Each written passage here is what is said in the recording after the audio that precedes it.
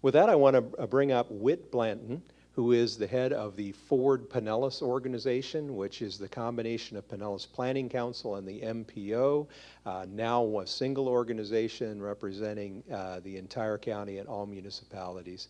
So with that, I'll bring Whit up. Thank you.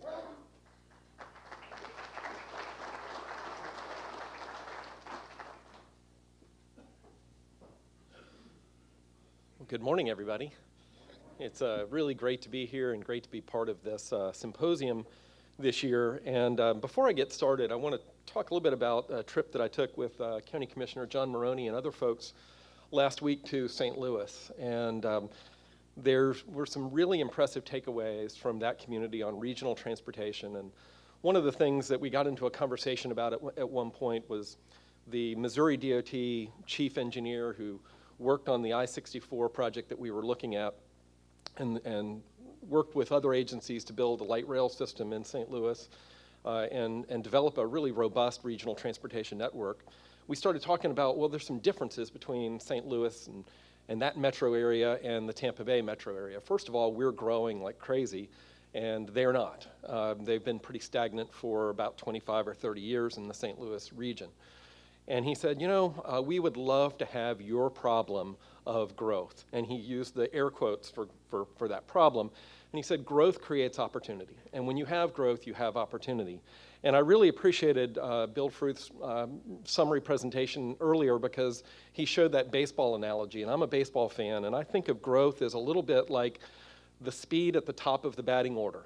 And that speed creates opportunity, it creates disruption, it creates all kinds of things that helps you win.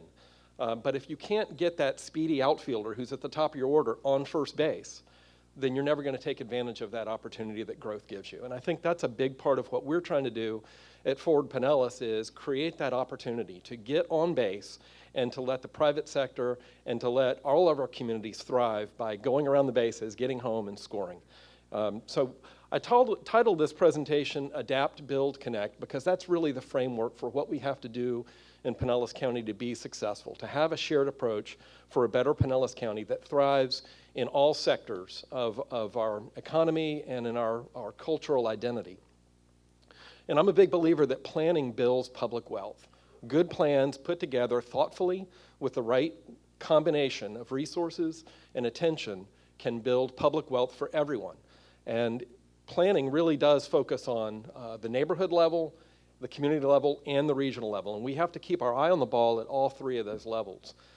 And I like to talk about accessibility because that's really what land use and transportation together do. If you have good accessibility regionally, locally, and in your neighborhood, then it gives you opportunity. It gives you opportunity to thrive. And planning does position us for those successful outcomes. So I'm here today just to kick things off primarily for the other speakers who will deliver some insights from other parts of our state and region. But I had a conversation recently with Senator Jeff Brandes about affordable housing. And we were talking about regional transportation and affordable housing, and that's an issue he's really focusing on. And he used the term economical by design.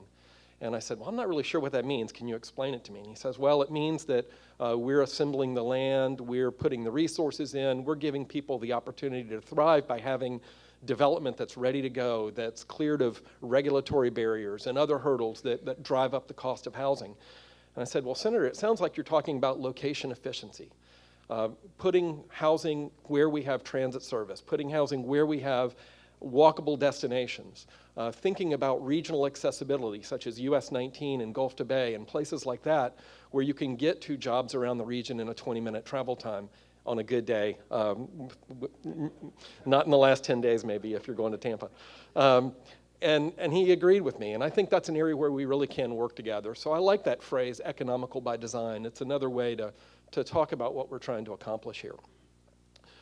In Forward Pinellas, we're working on a few different things that I think helps leverage that regional accessibility. And we've established, with the help of our board, strategic emphasis areas, and I'll just briefly touch on these. The first one is the Gateway Mid-County Area Master Plan, and this is one that I've been involved in for going on 12 to 13 years, and we finally have a framework where, through our organization, we can really shepherd through a well-thought-out master plan involving all 4 local government jurisdictions from the area, essentially from the airport south to Gandy Boulevard and then US 19 to the east, and really looking at finding a way to improve local accessibility, guide growth and development to the right locations in that area, and address our regional transportation challenges that are evident in the Mid-County area.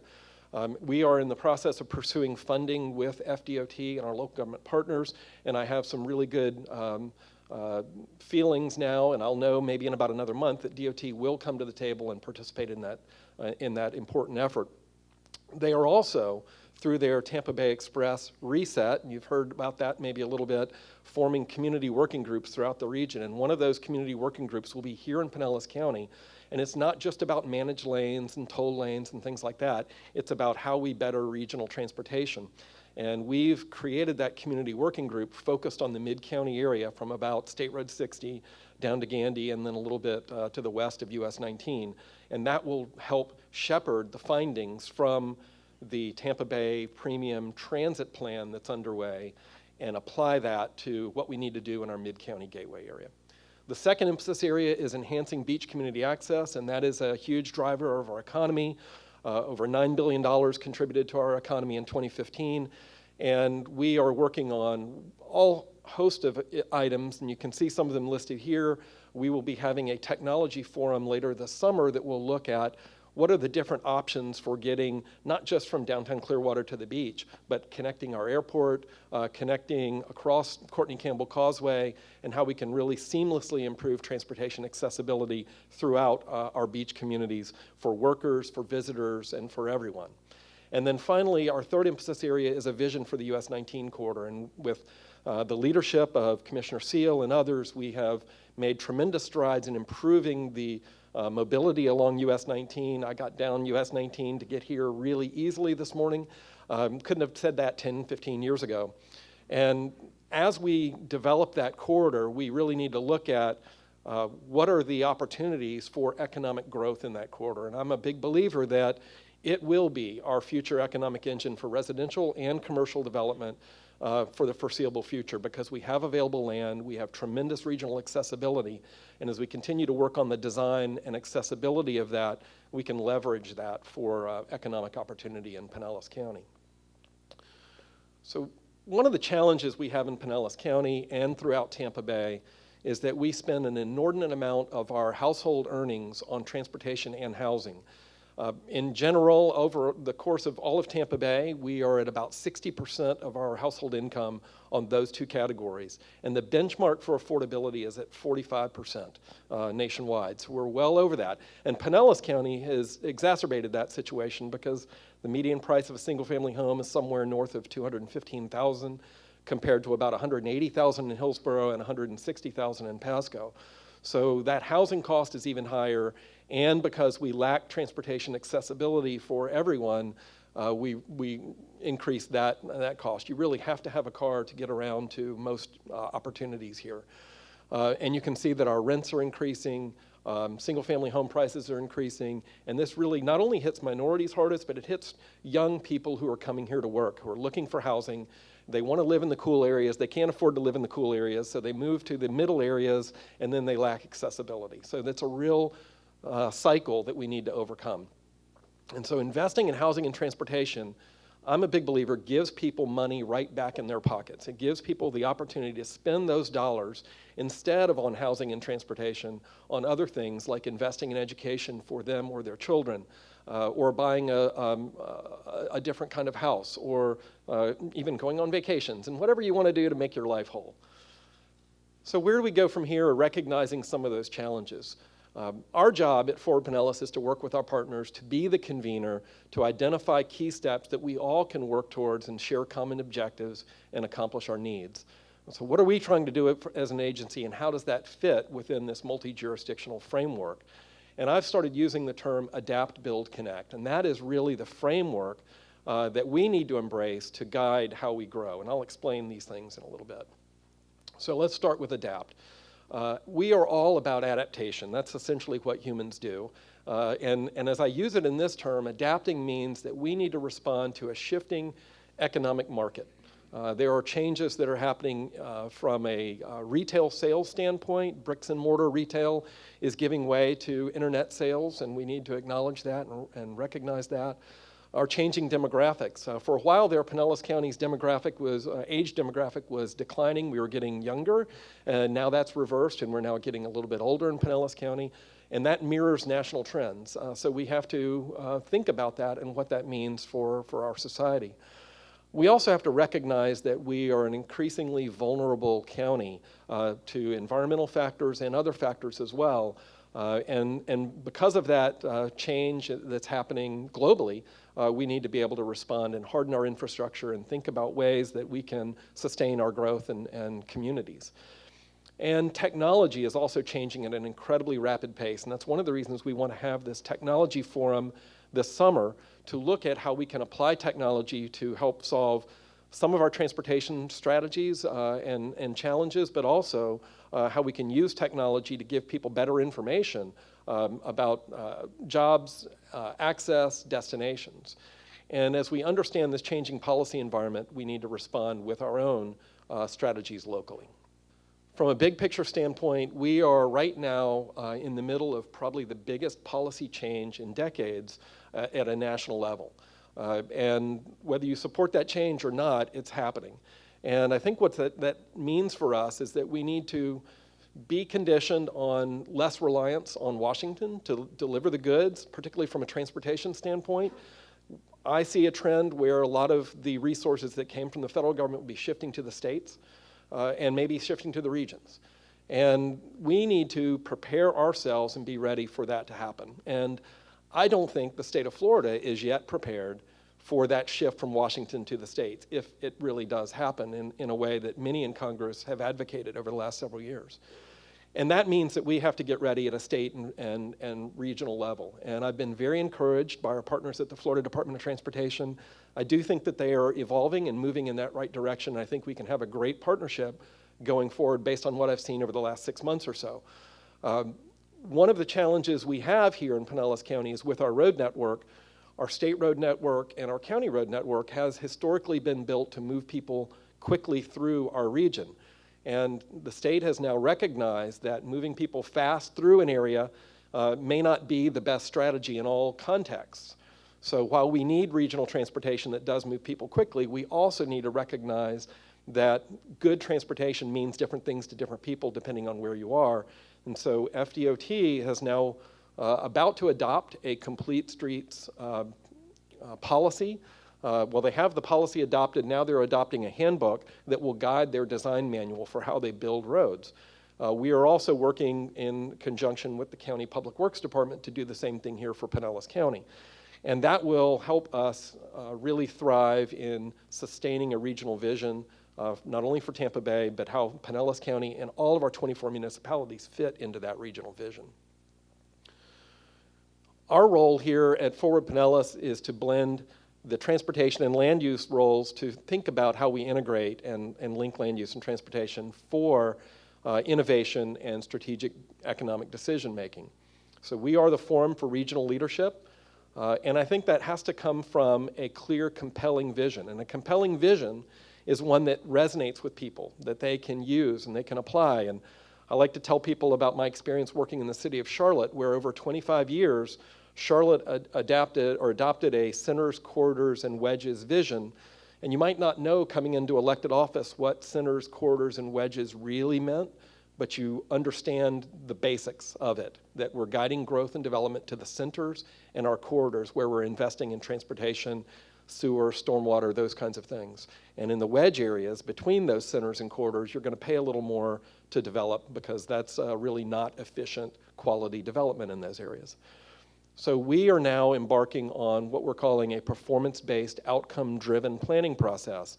And I think it's really good for planning. I think it's really good for how we work together because we have to set targets for what we want to achieve and then demonstrate through our MPO process that we are programming, we are funding transportation dollars towards projects that achieve those targets. So if we say we want to reduce crashes in our county of all kinds or reduce fatalities, we have to then program projects that help achieve that target. and very specific targets we have to set. It also means that we look at community design and providing standards and expectations for folks, but also giving sufficient flexibility and incentives for the private sector to respond and adapt to those changing circumstances. So we need to adapt our process, and we've already done that with our countywide land use plan, where we've collapsed the zoning categories from well over 30 different categories down to 16, which streamlines the process, makes it easier and less onerous and more predictable for private interests to invest, regardless of what city or part of the county they may be in. We also need to adapt to track our progress, and I like this little graphic because it reflects what we're all doing at the Ford Pinellas level, at the Pinellas County level, and at the municipality level. We start with planning that reflects a vision and clear set of goals and objectives, and then we program through our capital improvements budget projects to achieve that and different strategies. And then we implement and evaluate those. Did it work? Are we being effective? How are we monitoring and tracking toward those targets that I've established? And what does success look like really needs to be the driving factor of that. We had a workshop with our board a couple of Fridays ago, and we asked our board, what does success look like? And they had some really good responses to that, which related to citizen engagement, related to the kinds of transportation projects we advance, that related to our economic opportunities that we achieve.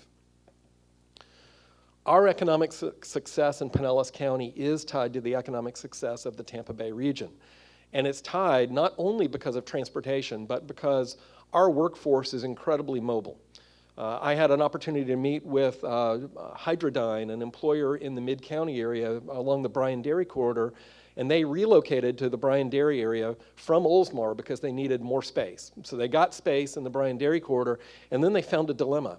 They had no trouble recruiting blue-collar workers, but now they had difficulty recruiting white-collar workers compared to where they were in Oldsmar, because Oldsmar is accessible from a 3-county area, and it has a range of higher-end housing not too far from that.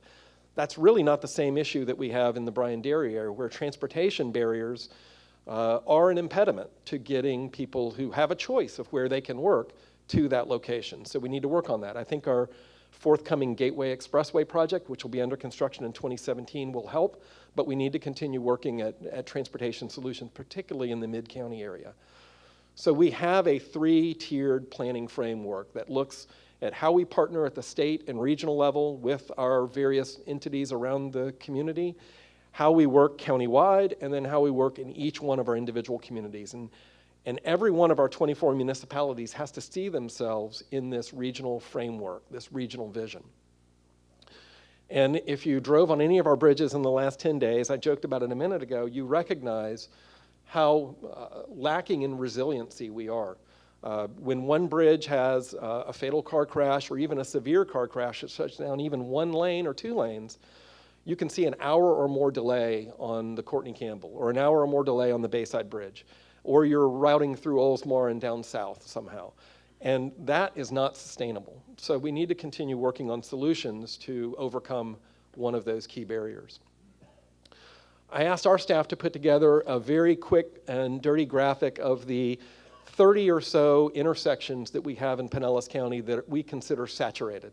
And by saturated, what I mean is that we've got 2 directions in the peak period that are at or close to capacity. And you can't give any more green time to the north-south direction. You'll sacrifice the green time for the east-west direction. So you're at a point where you've maximized all your opportunity.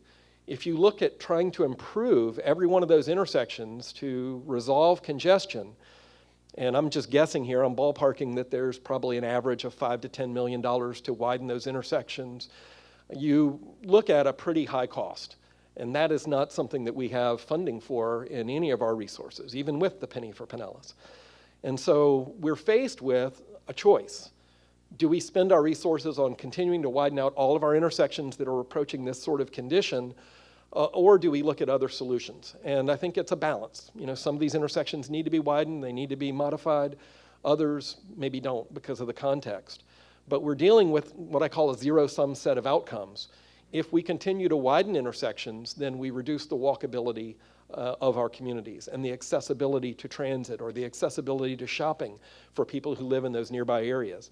Try and cross Belcher Road, try and cross Gulf to Bay, and you have some real challenges with speeding traffic. Heck, try and cross Drew Street in Clearwater at Skycrest, and you've got some real challenges. So picking and choosing those locations is important for us. And again, we have to think about what are the targets that we want to set as we grow and evolve in Pinellas County, and one of those targets may be looking at a more balanced transportation network and a more connected transportation network. The next of the ABCs is build, and build has a lot of different connotations for people, and I can't really say build on the barrier islands. I get in a lot of trouble that way. But build means a lot of things to me, and first it means guiding planned growth to the right locations. And that is where I go back to Senator Brandis's comment about efficient economic efficiency. And we're looking at where are the right locations that can support that growth and provide a context that's appropriate. Regional transportation, for instance, available land, for instance, stormwater that's available, community-based stormwater that's available. And what are the complementary needs, services, and public facilities that would support that growth?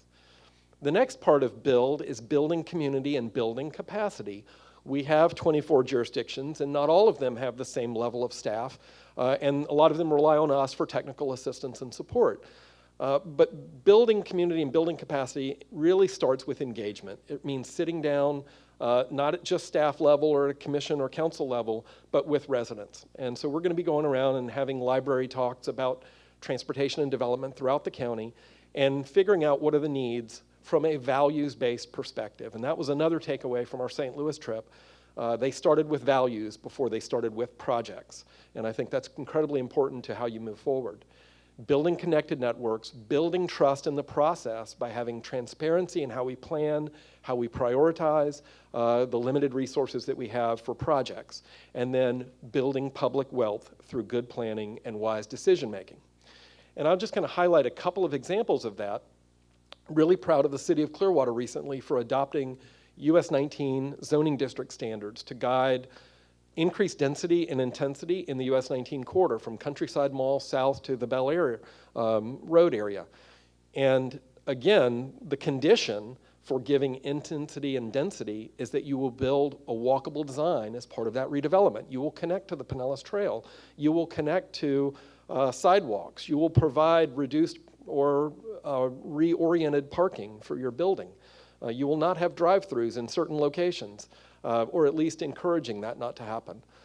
And I think Clearwater's on a path here because we've invested in US 19. They're taking advantage of the investments in US 19, and it's creating great opportunity for the city of Clearwater and our region. And they were the first recipient of our Partners in Action Award, which recognizes local governments and other entities that step up and embrace the principles of the countywide land use plan. Pinellas County has targeted the Lillman community for a community redevelopment area, and we are working with them on a complete streets plan for the 54th Avenue North Corridor. And this plan really looks at how do you improve safety and accessibility and provide the building blocks for prosperity in the Lillman area. And it really comes down to connected networks. And we've provided some matching dollars to leverage other resources that the county is putting into this effort. A similar effort is the Joe's Creek corridor, also in the middle part of our county. This is an area that is challenged by income disparity, lack of access to jobs and services, declining workforce, and they lack accessibility. So we are looking at a Joe's Creek Trail alignment study. It's funded through a Department of Health grant, so there's a health and readiness component to this. And the goal is to link our housing with services, recreation opportunities, and job opportunities so that people can have a higher quality of life and grow and prosper with the rest of the county. Working with the city of St. Petersburg on the Skyway Marina District, we've advanced a plan to construct a wide sidewalk with the resurfacing of 34th Street South.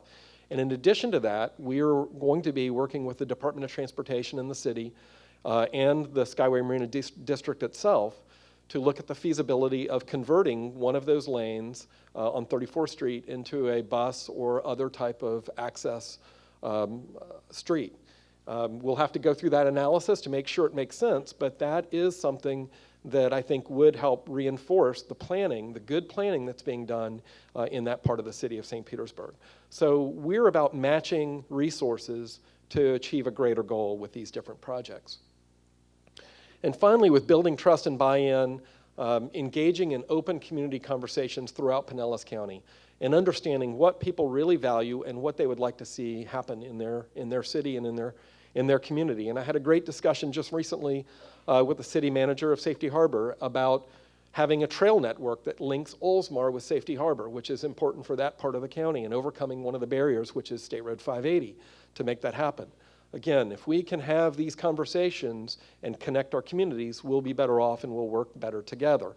And just like with the Penny for Pinellas, having a clear and unified message that we reinforce by having the data and the analysis, or the proof points as I like to call them, that reinforce why that message is the right message. The last part of the ABCs is connect, and that's pretty self-evident, but I think there's more to connect than just transportation. We certainly have to strengthen our transportation network for all modes to improve safety and accessibility and give people really viable transportation alternatives. And it's also about the seamless interchange between those modes. So anybody who's ever tried to walk across a hot parking lot in the middle of summer to get to a destination, that's part of our challenge, but it's also getting access to a transit vehicle or being able to ride your bike from the Pinellas Trail to the beach. We have some real barriers there. But we are working as one region increasingly, and we need to overcome some of the historical conflicts that we've had to really embrace that notion of one region that links our communities and districts through wise transportation solutions. But I also think connectivity means, or connection means, establishing a sense of identity and an attachment to place. And that's one thing that I think we still struggle with a little bit in Pinellas County. We have wonderful communities from Tarpon to Gulfport when you get into the core area, or you get into a place like the Sponge Docks or something like that. And the residents of each one of these communities really embrace the funkiness and distinctiveness of their community. And that is Pinellas County's clear geographic advantage, is that we have all of these distinct communities in Pinellas, and we need to embrace that. But we have vast areas otherwise in the county, and I'll just pick on Dunedin a little bit, the 580 corridor between downtown, which is a great place, and US 19. There's really no sense of attachment or identity there. Skycrest in Drew Street, I mentioned that earlier. It's a great community, but we are struggling with embracing and owning that little commercial district by the residents that surround it, because it's really unclear who owns Drew Street. Is it the through traffic that passes along that, or is it the neighborhoods that surround it? And we have a conflict there. When I was in Orlando did a great job of creating these Main Street districts and funding a part-time staff person in each one of about 9 Main Street districts that was the marketing and engagement leader for those neighborhoods. And I've seen a tremendous turnaround in those commercial areas in Orlando because they created a focal point for locally driven redevelopment. And so we need to embrace that, and we're doing a great job in some of our communities, and we need to work on that in others. Our need for connection at the regional level is great, and we've borrowed these slides from the Regional Premium Transit Plan, but it looks at where our workforce is, where our employment base is, and where our population densities are, and how we can best connect those. And you can see we have this concentration throughout Pinellas County. Our workforce and employment is spread thin throughout the county, with a few concentrations in the Gateway Mid-County area, in our downtowns, but it's all over. And we need to work hard at figuring out where can we invest in new forms of connectivity, all modes, to embrace that and connect people to where they want to go. We've also been looking at regional express bus transit. And the challenge with regional transit is that there's no owner of it, and no real clear mechanism yet for how we pay for it. But if we do this right, we have regional transit networks that connect our core routes that PSTA operates, that HART operates, that even Pasco and Manatee County operate, and they connect them to our areas in Pinellas County where we have the opportunity to grow. And this little graphic we did over the last few months, and it identifies the darker red areas are the sweet spots where redevelopment, accessibility are in prime consideration. And that's a challenge. If you look at the Gateway Mid-County area where a lot of our employment is, it's blue. We have a lot to overcome there because we have a lot of parking, we have a lot of separation of land uses, and we don't have a walkable area. And for transit to work, that's something we need to embrace. But we do have a lot of other areas that we can begin to build on. So connecting our distinctive places is our big challenge in Pinellas County. And you can see we have a lot of different aspects of what community means. In some places, it's a 20-story building. In other parts of our community, it's 2 stories. But it's a vibrancy and an attractiveness that people embrace in each one of these areas. So what's the future for us as an organization, as a community? Where do we go from here? Our future direction at Forward Pinellas is to focus on what makes Pinellas County unique and distinctive and embrace that in our planning activities. Embody those kinds of driving initiatives and the targets and performance measures I talked about earlier in the update of our long-range transportation plan. And this is not going to be just a mere reconfiguration of the plan. It's going to be a new transportation plan that builds upon what we're talking about regionally and what we're talking about in each of our communities. And we have to think about reallocating space, reallocating resources, and thinking about the priorities that we've long since established to achieve those goals of connected communities. And that really takes partnerships. And I've been really impressed. And one thing you may not know is that a lot of us in leadership in Pinellas County at the staff level are new to our positions. I've been here 18 months. We have a new county public works director. We have a new transportation planner with the city of Clearwater. We have new leadership in the city of St. Petersburg. We have new leadership at the Florida Department of Transportation. And we're all kind of figuring out how best to work together, but we're all open to these ideas and we're bringing fresh ideas to the table. And I've been very impressed with the collaboration and spirit of camaraderie and willingness to tackle problems that I've heard from these individuals. And that's where it starts. It starts with conversations. It starts with keeping in touch and really focusing on those win-win opportunities. We've been putting together a working vision map for Pinellas County, and this will continue to evolve, but it's the concept of 20-minute neighborhoods, that no matter where you live in Pinellas County, that you can access your destinations within 20 minutes by whatever mode, and then we can have overlaid on that a regional network that links us internally and externally to ensure that we retain our culture, our identity, but also grow our economic value and public wealth. And that takes creating a well-defined network of all modes. And those key to success are that it starts with a vision. What are our desired outcomes? How do we have a compelling, inclusive plan that everybody recognizes and understands, clarifying our mission, roles, and responsibilities of all of our entities, and then demonstrating that we have accountability and transparency as we program and plan projects, and then report back to all of you how we're doing and how we respond to those challenges. Thank you very much.